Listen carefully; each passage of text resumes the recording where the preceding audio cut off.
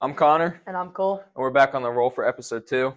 In this episode, we will be talking about district games and our predictions on who we think is going to win it all. The first district championship game we'll be talking about is the Bowling Green Bobcats versus South Shelby Cardinals. The Bowling Green Bobcats beat the South Shelby Cardinals 66-50 in the district championship game.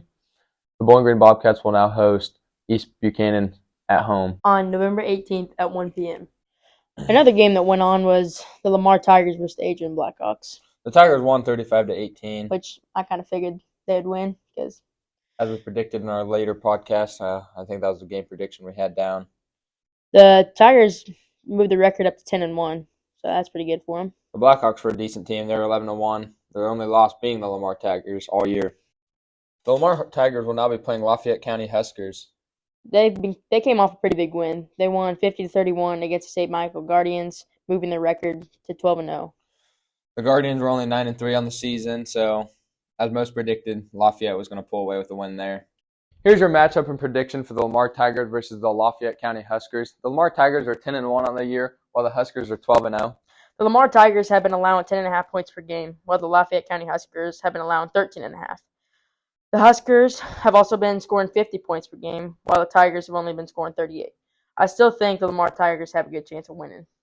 Like we said in the past episode, I think the Lamar Tigers are on a revenge tour after losing in the state championship to the Blair Oaks Falcons. I think Lamar's loss last year in the state championship really affects how they think this year, and I think they will be able to pull it out against the Huskers. Your next matchup and prediction will be the Bowling Green Bobcats versus the East Buchanan Bulldogs. The Bobcats are 12-0 on the season, while the Bulldogs are 11-0. That's crazy that they're both undefeated. The Bobcats have been allowing 14, almost 15 points per game, while the Bulldogs have only been allowing 10. The Bobcats have been scoring a staggering 60 points, while the Bulldogs have only been scoring 39. In my opinion, I think that the Bowling Green Bobcats will win. I also think the Bowling Green Bobcats are going to win. They came off a big win last week against the Cardinals. Really proved that they're a top-ranked team in the state, and they're wanting to win it all.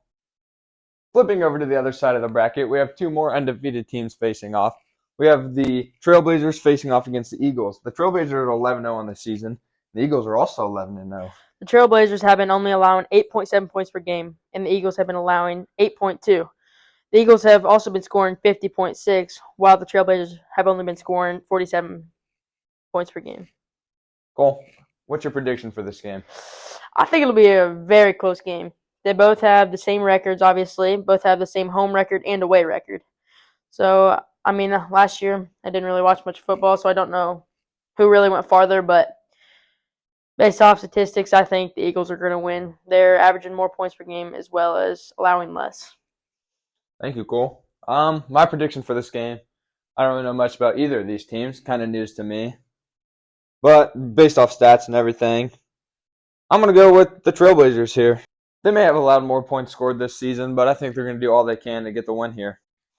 For our next and final matchup prediction, we have the Valley Catholic Warriors taking on the Live for Life Hawks. The Warriors are 10-1 on the year, while the Hawks are 8-4. The Hawks haven't been putting up the best numbers. They've only been scoring 24 points on average while allowing 14.